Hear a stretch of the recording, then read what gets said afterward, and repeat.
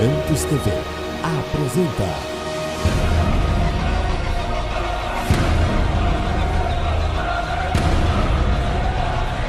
Mensagens que edificam.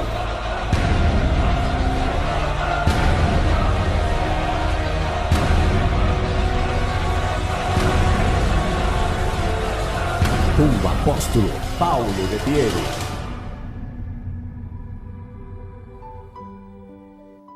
Ezequiel 36, 25.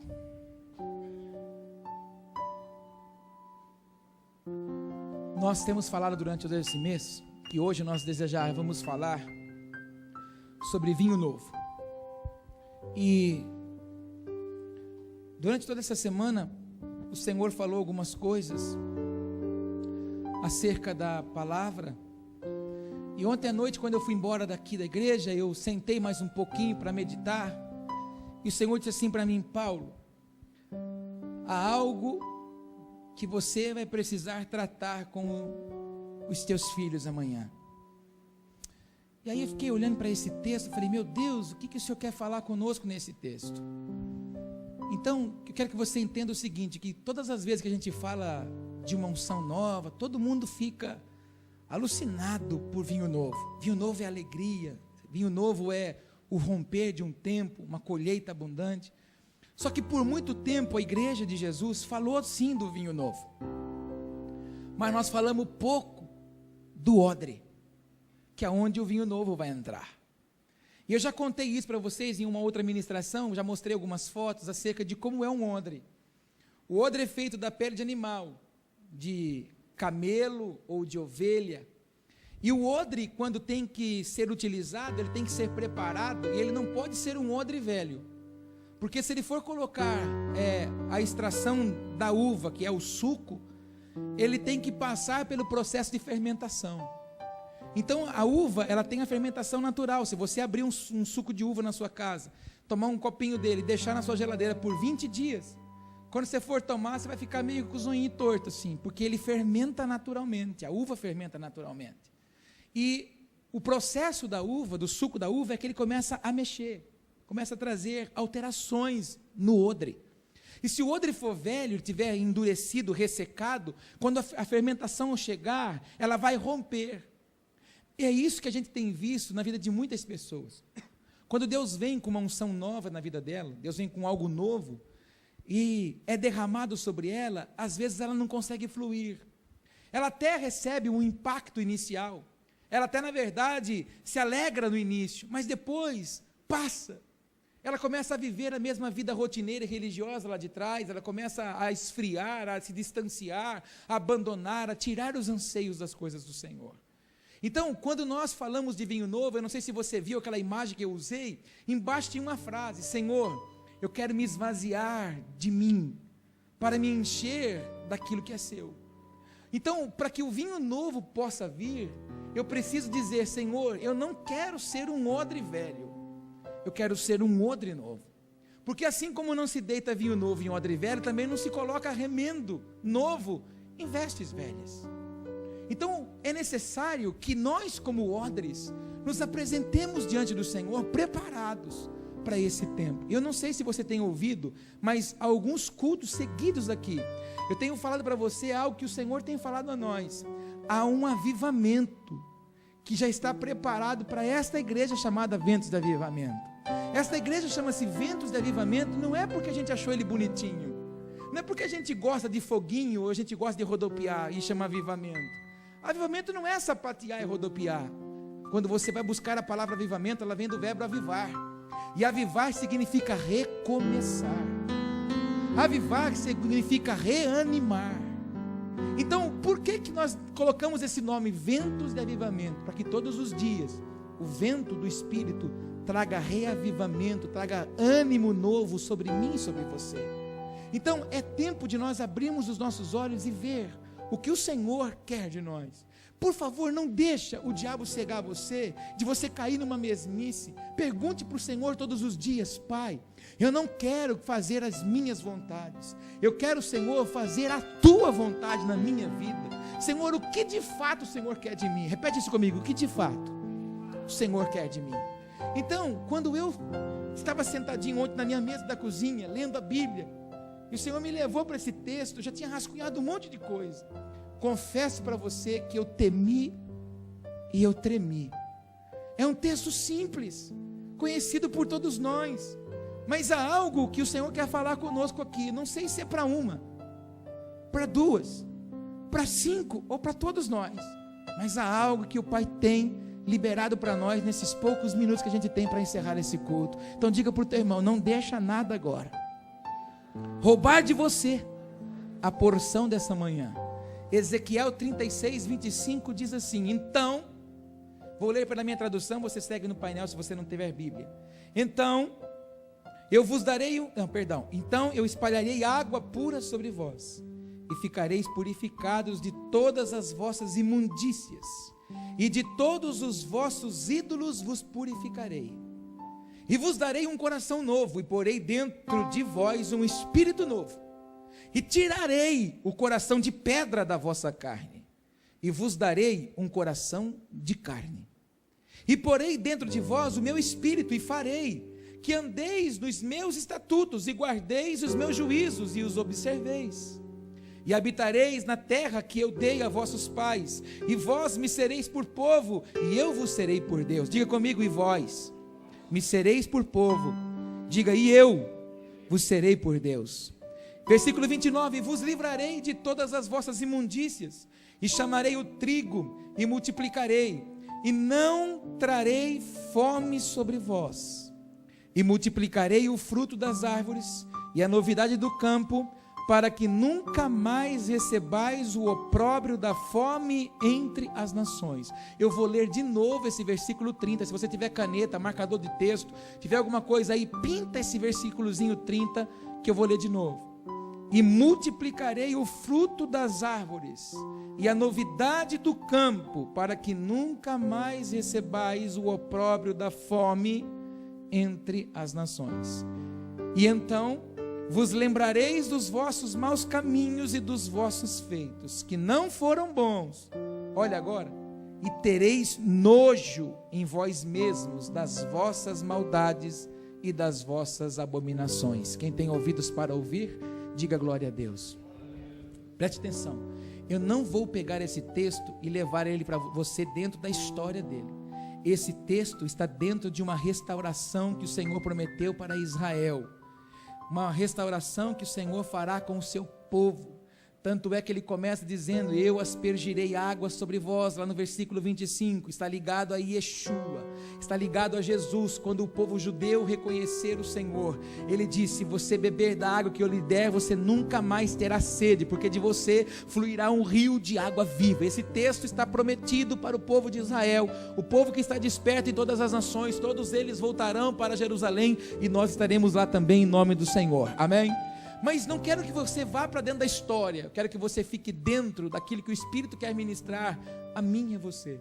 O Senhor está dizendo para eles que eles estavam endurecidos, e foi endurecido o coração deles, porque eles tinham gravado nos seus olhos e no seu coração a figura de um rei poderoso. Quando eles padeceram por muitos anos no Egito, lá eles tinham um exemplo de um rei que tinha um palácio muito grande, cheio de uma estrutura, muita riqueza. Quando eles ficam sabendo de que o Senhor enviou o seu Filho, enviou o Salvador, o Libertador, o Messias, eles achavam que esse Messias viria como um rei também poderoso, num palácio cheio de ostentação.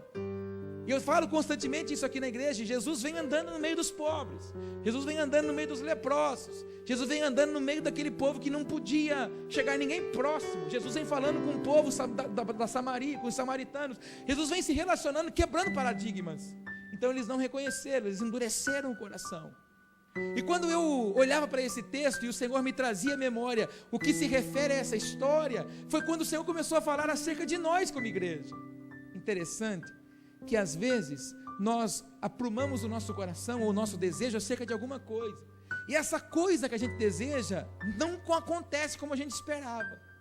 Seja um relacionamento, um namoro, um noivado, um casamento, seja a compra de uma casa, de um carro ou o estabelecimento de um negócio, seja uma promoção que a gente esperava no nosso trabalho, ou alguma prova, alguma coisa referente ao nosso estudo, ou seja no relacionamento do casal, seja no relacionamento com a família, na educação dos filhos, ou com os nossos amigos na sociedade, ou até mesmo ministerialmente dentro da igreja. A gente espera, cria expectativa de alguma coisa e aquilo não acontece. Há uma tendência natural de que nós criemos em nós uma dureza. Há uma tendência natural de que nós criemos muralhas de proteção. Há uma tendência humana em nós de que nós levantemos escudos de defesa. Quando nós fomos atacados, fomos frustrados, decepcionados, atingidos, humilhados, envergonhados em alguma área da nossa vida, a tendência é que a gente crie alguma coisa para resistir, para que ninguém mais volte a tocar naquele lugar que um dia feriu.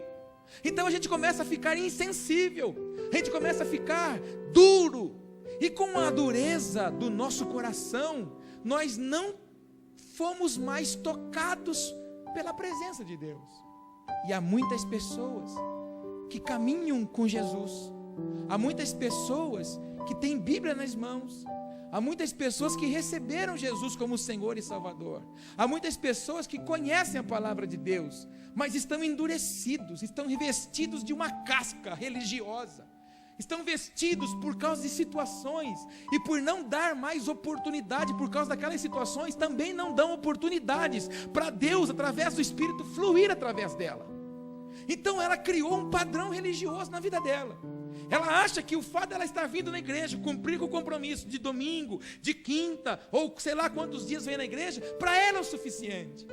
Irmãos, quem não tem um encontro real com o Espírito Santo, não consegue adorá-lo na sua excelsitude. Eu tenho insistido constantemente aqui, irmãos, que é necessário nós termos uma vida diária com o Espírito Santo, é necessário nós termos uma vida diária de relacionamento com o Senhor. Se não tem o batismo com o Espírito Santo, pelo amor de Deus, não perca isso de vista. Fala para Ele: Senhor, eu não me movo mais se não for através do Teu Espírito, eu quero o selo do batismo. Por quê? Do Espírito Santo. Porque sem o Espírito Santo, nós agimos naturalmente. Sem o Espírito Santo, essa casca que tenta nos envolver, ela ganha força em nós. Ela ganha força para se enrijecer. E aí, irmãos, nós estamos satisfeitos em tomar banho numa bacia. Eu falava disso terça-feira aqui com os irmãos no estudo. Houve um tempo da minha infância de que eu pegava muito cobreiro. Já ouviu falar de cobreiro? Eu pegava aquelas impinges, irmão, que eu vivia cercado de caneta. Minha mãe me levava numa benzedeira para eu tomar uns banhos de folha de mamona, e um negócio terrível, irmão. Eu vivia todo marcado daquele jeito. E às vezes aquela coceira que me dava, eu tinha que tomar um banho numa bacia com um remedinho roxinho, que faz 41 anos que eu estou tentando lembrar o nome dele e falar ele. Esse daí, permanganato de potássio. Durante vários anos da minha vida, eu tomei banho numa bacia. E eu vou te contar uma coisa, aquilo ali ficou rotineiro, porque todas as vezes que eu tinha aquela coceira, eu já falava para minha mãe: mãe, pega o remedinho lá para eu tomar banho naquela bacinha. Você quer dizer com isso, apóstolo? Por favor, entenda o que eu vou te dizer. Quando a gente está envolvido numa casca, num mecanismo de defesa que a gente cria, por causa de situações, a gente está satisfeito com o padrão que a gente criou. E aí a gente acaba se tornando, dentro da igreja, ou com a vida com o Senhor, um baita de um religioso. A gente fala dos outros que não têm vida com Deus, mas nós também passamos a não ter. Então, biblicamente, nós somos chamados de fariseu. A gente cobra que os outros se relacionem com Deus, que as pessoas voltem para Deus, ou que aceitem o Senhor, mas nós, muitas vezes, não temos uma vida com o Senhor. Então, aí nós somos chamados de fariseus. Então, eu quero que você entenda que o Senhor está nos chamando para a gente romper com a dureza do nosso coração. Existem pessoas que não fluem ministerialmente, existem pessoas que não fluem espiritualmente, existem pessoas que não fluem financeiramente, tem pessoas que não fluem emocionalmente, existem pessoas que não fluem profissionalmente em várias áreas da vida. Sabe por quê? Por causa da dureza, por causa de decepções, de frustrações, de coisas que surgiram ao longo da história dela. E isso foi levantando muralhas. E você sabe, você não precisa ser muito inteligente ou conhecer não, mas se a gente colocar outro reboque em cima dessa parede, vai dar mais força para ela. E depois de colocar um outro reboque nessa parede, se a gente comprar piso e colocar piso ali, vai dar um pouco mais de força para ela. Não contente com isso, a gente coloca um pouco mais de massa corrida em cima dela. E a gente vai revestindo, isso vai tornando aquele lugar enrijecido. Quanto mais enrijece, mais difícil para penetrar. E eu tenho entendido que o Senhor tem clamado ao nosso espírito de que nós não podemos ser uma igreja religiosa, nós temos que ser uma igreja adoradora. E um adorador rompe com o sistema. Um adorador rompe com todas as coisas que tenta travar e roubar a vida dele. Há algo que o Senhor quer fazer comigo, com você nessa manhã, através deste texto. Ele quer uma vez mais aspergir água sobre nós, que é a sua própria presença, para que, se há alguma coisa que está travando o fluir de Deus em nós, definitivamente seja arrancado em nome de Jesus. Ele está dizendo assim: olha, eu vou arrancar de vocês o coração de pedra, e eu vou colocar em vocês um coração de carne. Vou tirar de você um coração que se defende, vou tirar de você um coração que revida, vou tirar de você um coração que contra-ataca, eu vou tirar de você um coração que lança o espinheiro para cima das pessoas, mas eu vou colocar um coração em você que sente, que entende, que perdoa, que ama, que transforma e que se levanta para um nível novo estabelecido na minha presença. Tudo que o Senhor está prometendo para o povo na restauração de Israel é que de fato eles vão abandonar toda a crendice que prendeu eles dentro da religião, e vai trazer para eles a plena revelação do Espírito Santo. Mas eu preciso que você entenda uma coisa: o Senhor está prometendo uma restauração para um povo que ainda não tem o Espírito Santo revelado dentro deles. E nós, gentios, que fomos alcançados pela misericórdia e pela graça, nós temos o Espírito Santo batendo dentro de nós. Mas eu preciso falar uma coisa, você não vai ficar triste comigo, mas tem muito crente bonitinho, cheirosinho, está olhando para mim hoje aqui, que o Espírito Santo está na sua vida, fala amém, mas sentado num banquinho. Ele não é usado, porque ele não é envolvido. Ele não é usado, porque na verdade ele não tem sido chamado para algumas coisas. E a gente não chama por causa da dureza do nosso coração. E você se lembra que eu li com você e pedi para você marcar o versículo 30 na sua Bíblia?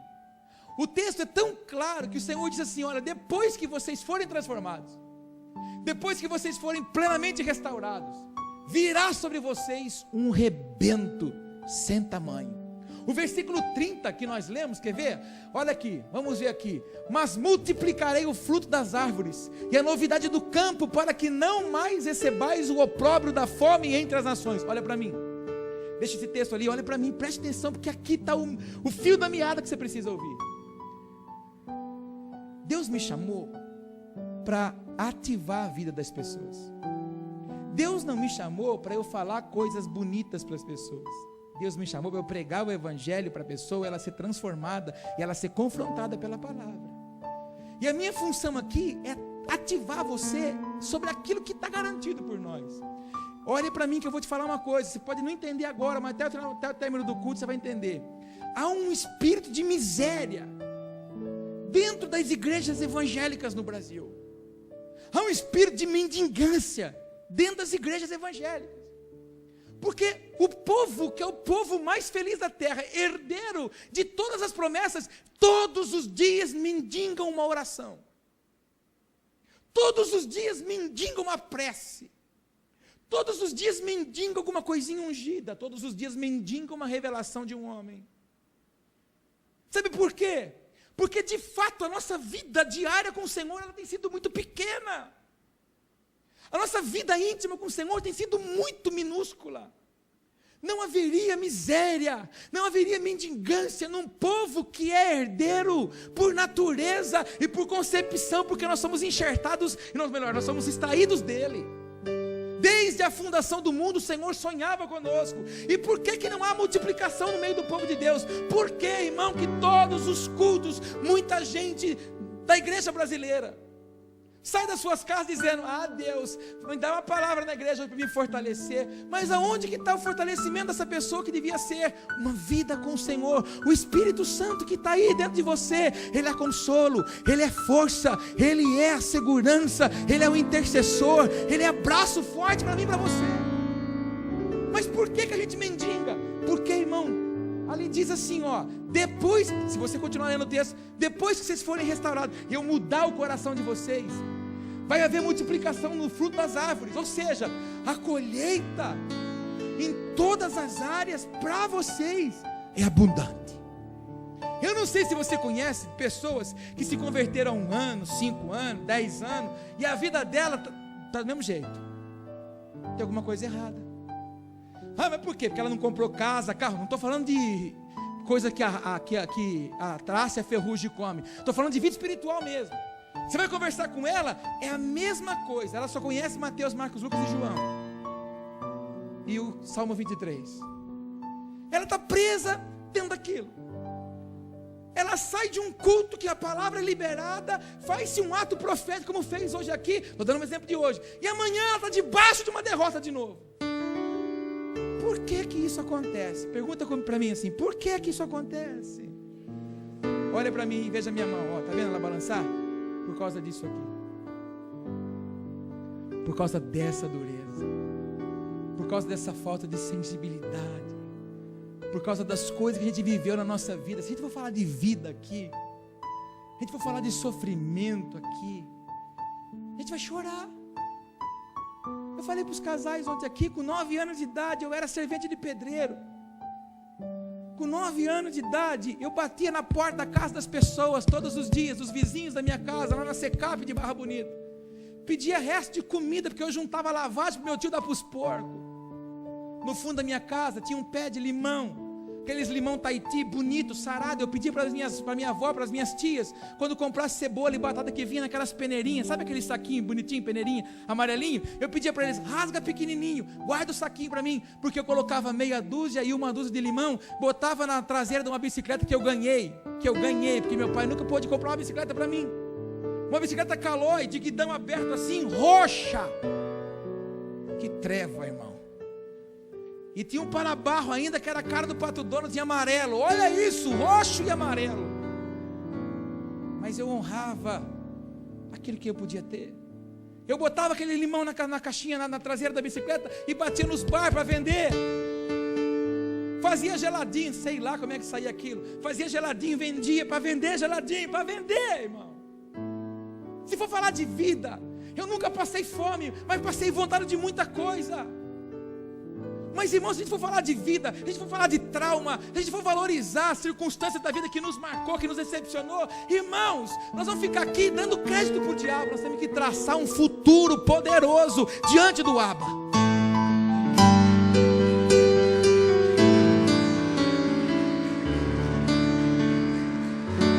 Quando eu olho para o meu passado, quando eu olho para o que eu vivi, eu não olho com pesar, dizendo, ah, meu Deus, porque eu não nasci, é assim, assim. Não, eu olho para aquilo e falo, obrigado, porque isso é plataforma para eu alcançar lugares altos. Eu não consigo olhar para o meu passado e sentir pena e trazer dor de lágrimas. Eu já fui desprezado, eu já fui abandonado, humilhado, envergonhado por muita gente. Mesmo caminhando com Jesus, muita gente já me desprezou, muita gente já falou coisas de mim, já me caluniou, falou mentira da minha vida. Amado, eu sou filho dessa terra. Além de ser homem de Deus, eu tenho um nome para preservar, tenho família. As pessoas falam o que quiser, mas elas escolhem falar o que quer, e eu preciso escolher no que eu vou acreditar. Se eu vou acreditar na verdade da palavra de Deus acerca da minha vida, ou da mentira da boca do diabo, aonde você quer acreditar? O que você quer amparar? Qual é a escola da sua vida? A palavra, a instrução, que é a força, que é a rima e plataforma, ou a calúnia, a defamação, a vergonha, os problemas que você já viveu? Apóstolos, você fala isso porque você não viveu na minha vida. Glória a Deus que você viveu isso. Então usa o que você viveu e tira muita gente da lama. Usa o que você viveu, usa o que você sofreu, usa o que você chorou, para tirar outras pessoas e dizer para elas, é possível transformação em Jesus de Nazaré. É possível você sair desse lugar, porque Jesus sara, cura, Ele batiza, renova e transforma. É possível. Mas, amado, nós não podemos ficar presos, nós não podemos ficar atolados num sisteminha medíocre de viver. Me perdoe a expressão, mas é medíocre. Irmão, o povo que é para ser o povo mais instruído da face da terra, O povo que tem que saber todas as coisas, porque nós temos a revelação do Espírito. Fala isso para o teu irmão, você é o povo mais inteligente dessa terra. Fala para ele, sabe por quê? Porque você tem o Espírito Santo em você. Irmão, e aí? A gente se oprime. A gente se oprime porque um ímpio faz isso. A gente se oprime porque um ímpio tem isso. A gente se oprime porque, irmão, ele pode ter o que ele quiser, mas não tem o que eu e você tem. Só que nós temos o melhor que qualquer pessoa podia ter na terra, que é a presença do Abba, o cuidado do Abba. Ei, escuta uma coisa, me dá 2 minutinhos, eu estou no horário. Eu vou te falar uma coisa para você. A palavra que o Senhor disse para Josué é nossa. Fala comigo, a palavra que o Senhor disse para Josué. Fala, bate no peito e fala, é nossa também. O que o Senhor disse para Josué? Vem cá, Vitor, vem cá. Foi bom que você levantou, foi o Espírito que te chamou. Vem cá. Imagina que isso aqui era o Josué. Quando o Senhor olha para o Josué e fala assim, Josué, eu não te deixo, e eu não te desamparo. O que o Abba disse naquela hora? Josué, só para você ter uma noção, o fato de eu não te deixar, eu sou presença pessoal. E o fato de eu não te desamparar, eu sou proteção total sobre você. Quando você se mover para a esquerda, Josué, eu me movo também. Quando você se mover para frente, Josué, eu me movo também, porque tenho algo com você. Leva esse povo para uma terra que emana leite e mel. O que é que nós estamos fazendo com a unção que foi depositada em nós? Falei quinta-feira, na ministração da quinta-feira, essa semana ela vai para o ar. Não dá mais para a gente ter na igreja de Jesus homens e mulheres imaturos que se ofendem. Ai, fui na igreja, ninguém olhou para mim. Você vive, que te motiva a viver o olhar dos outros. Ai, o apóstolo passou na rua com o carro, nem me viu, nem me deu uma buzinada. Você vive por causa de uma buzinada de um homem? Ai, porque eu fui na igreja e sabe, eu fui lá e os irmãos nem vieram assim dar um shalom para mim. Ei, meu irmão, não há mais tempo a gente matura não. Não há tempo mais no reino de Deus para a pessoa que vive em cima do seu eguinho. Tudo que Deus está querendo, irmão, é que você mate o seu tempo para fazer a vontade dEle. Eu disse para os irmãos quinta-feira, há muita gente que fala assim, meu Deus, deixa eu fazer uma lista de coisas que eu tenho que fazer para servir o Senhor. Não é lista de coisas que você tem que fazer para servir a Deus. Você tem que fazer lista de coisas que você tem que deixar de fazer para servir a Deus. A coragem que nós temos que ter é essa, Senhor, o que eu tenho que deixar de fazer para te servir. E sabe quando a gente consegue fazer isso? Quando a gente tem um coração tratado. Quando a gente tem uma vida totalmente quebrantada. Eu disse a profetisa Márcia, quando a gente chegou aqui na igreja hoje, eu falei, olha, Deus está falando comigo desde ontem de noite, de que é uma manhã de cura, é uma manhã de quebras assim, de cascas, é uma manhã de limpeza, é uma manhã da síndrome de Esaú sair da nossa vida. Chega, irmão, de ficar comendo um pratinho de guisado que é oferecido para nós por causa de capricho nosso. O Esaú abandonou a primogenitura de cuidar das coisas do pai porque ele tinha vontade de comer um guisado. Aí eu falei, não, eu faço, você me dá? Não, eu dou sim, então eu vou fazer o guisado. Foi lá e fez um pratinho qualquer. O projeto do diabo é fazer isso. E o projeto da igreja é o quê? Anda na minha presença e ser perfeito. O projeto de Deus para o seu povo é anda na minha presença. Irmãos, acho que já faz 12 cultos. Esse aqui deve ser o 13º que eu vou falar para você. E o 13º vai ser o último que eu vou falar essa frase. Quem não tem o que dar não é digno de fazer as coisas para Deus. Se você não busca no trono, como é que você pode querer fazer alguma coisa? Se não tem vida com Deus, irmão. E hoje você consegue, conversando com as pessoas, você consegue saber aonde tem Deus ali. Hoje quando você conversa com as pessoas, você sabe se tem vida com Deus ali. pelas atitudes das pessoas, você consegue ver onde há Deus ali. Eu vou falar o que eu entendo, vou falar o que eu creio. Você que vai assistir depois de mim, doutor da lei, não se incomoda comigo não, fica na sua. Vou falar uma coisa para você. Eu creio que a volta de Jesus não é apenas um acontecimento histórico. A volta de Jesus é a santidade da igreja. A igreja vai ser tão santa na terra que não vai ter mais espaço para ela aqui. Ele vai falar assim: minha noiva já está pronta, deixa eu buscar minha noiva. E aí leva-nos e nós vamos nos encontrar. Meu Deus, você tem noção do que é isso? Nós vamos nos encontrar com Ele nos ares, vamos casar com Ele, vamos entrar no seu palácio, vamos reinar por 7 anos. No 8º a gente vai sair, vai vir julgar as nações. Mas para isso tem que se quebrantar, tem que se quebrar e jogar tudo fora. Quantos comigo? Vamos ler o texto para a gente encerrar de novo, para a gente entender agora. Agora você vai ler entendendo esse versículo, estes versículos. 25. Então espalharei água pura sobre vós. Olha o que ele quer fazer: espalhar água pura para limpar de todas as vossas imundícias, e ficareis purificados de todas as vossas imundícias, e de todos os vossos ídolos vos purificareis. Olha aqui, esse é o problema do crente. Fala para o teu irmão, Deus vai falar com você agora. O profeta está falando assim, ó: eu vou purificar vocês de todos os vossos ídolos. O que é ídolo? Troninho que a gente levanta aqui. Os meus troninhos pessoais. A gente tem essa mania, irmão. Não, eu penso assim, assim, trono. Ai, porque o meu carro, trono. Ai, porque o meu marido, trono. Ai, porque meu filho, trono. Ai, porque o meu ministério, seu é uma ova. Que seu? Ministério do Senhor na sua vida, para você usar e usar bem feito ainda. Ai, porque o meu ministério, trono. Você falou assim: peraí, deixa eu limpar vocês dos seus ídolos. Ai, porque deixa eu limpar vocês dos seus ídolos.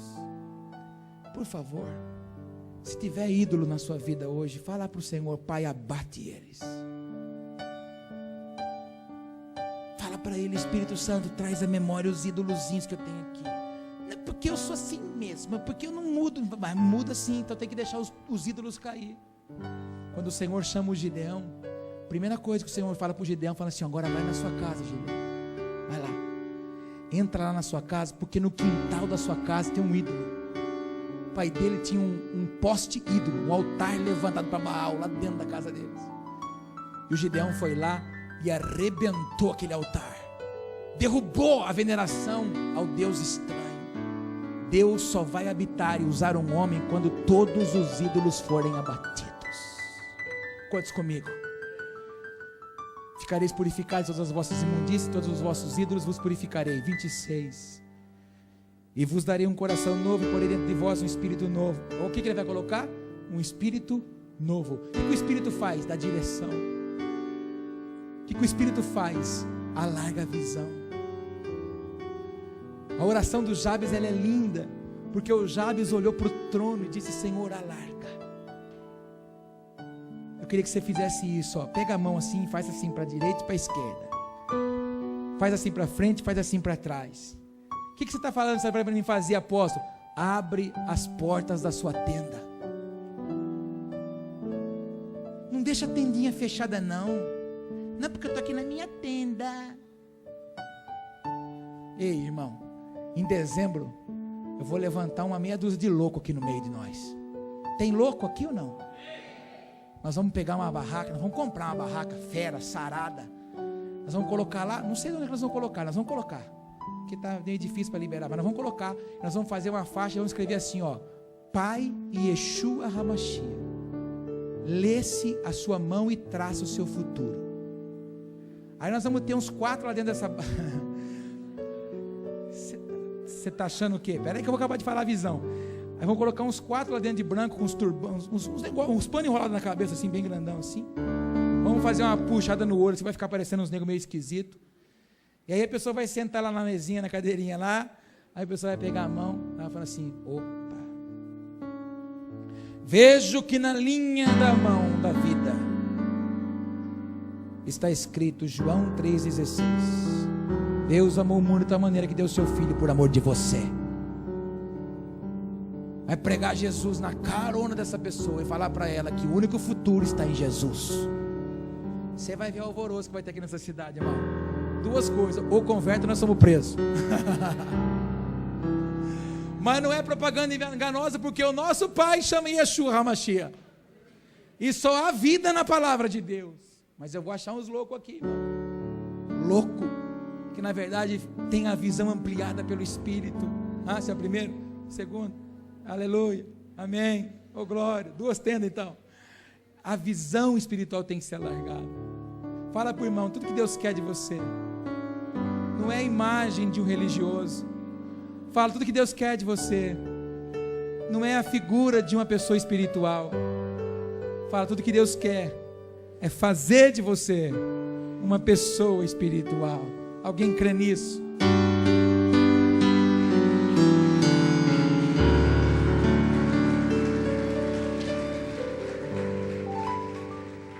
E porei dentro de vós, 27, o meu espírito, e farei que andeis os meus estatutos e guardeis os meus juízos e observeis.